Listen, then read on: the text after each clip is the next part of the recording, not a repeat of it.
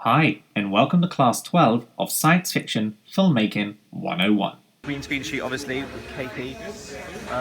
Just taking VFX data now, but we're really happy so far. The big thing I always tell everyone is please plan to shoot for visual effects by gathering the data on set. So always schedule time for the visual effects supervisor on set to gather the data you need to do the visual effects. Believe me, this will save you tons of money and time later in post, as opposed to rushing the shoot thinking you can sort it out later. Lens distortion grids help VFX match the CGI with the lens used on the footage. I always ensure things like lens distortion charts are shot early in the morning. It's also best to just get the distortions for all the lenses that are available on the day and log those information. That way you're guaranteed not to miss any of the lenses that were used, even for the ones that were just used for one shot only.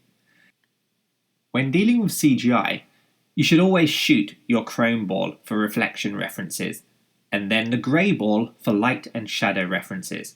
As you can see, this is a super quick process and shouldn't be taxing on the main shoot time. Also important is to label on the slate if there is VFX involved, or if it's a VFX plate. I always advise things like tracking markers should be placed appropriately. Sometimes you don't even need tracking markers if there are enough objects in the scene or in the set to do tracking later in VFX.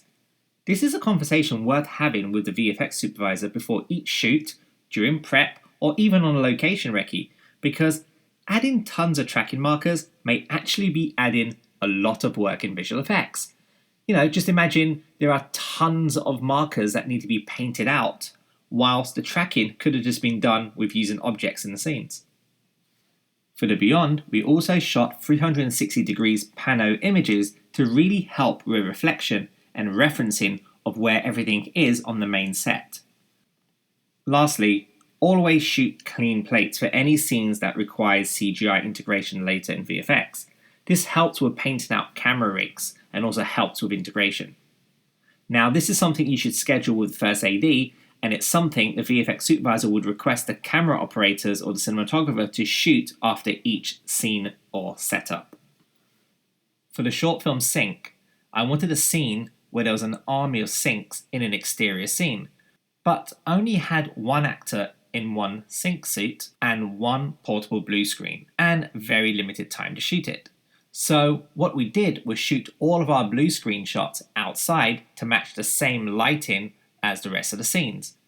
I shot as much of a variety of walking and various movements from the actor playing the sync. And for the walking scenes, as you can see, I had two assistants move the blue screen along with the actor to avoid having a large blue screen set up. But sometimes you don't need to shoot against a blue or green screen.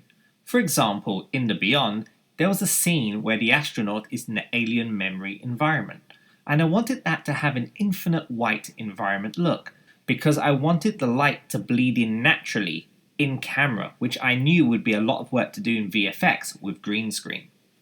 For Origin Unknown, we spent some time in the second unit shoot to capture a bunch of real elements that could be used later in visual effects to create the scenes.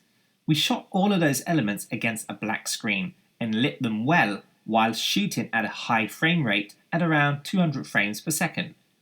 Now, shooting real elements such as dust, smoke, haze, explosions, water, etc. is far more cheaper to do in reality than in CGI, and it looks real as you get all the physics and imperfections with lighting and shadow interaction for real. These elements were then used in visual effects to create these type of shots.